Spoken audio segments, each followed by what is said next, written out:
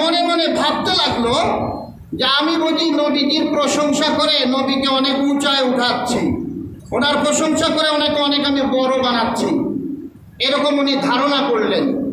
যখন ধারণা করলেন আল্লাহ পাক আয়াত শরীফ নাজিল করলেন, ওয়া রাফা'না লাকা যিকরাক,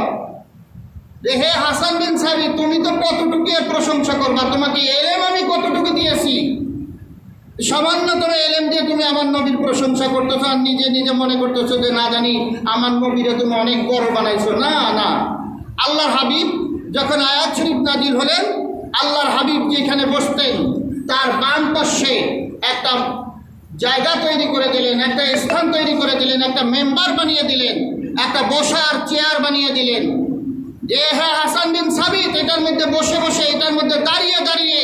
আল্লাহর হাবিবের সানাসিবত করবে। সুবহানাল্লাহ।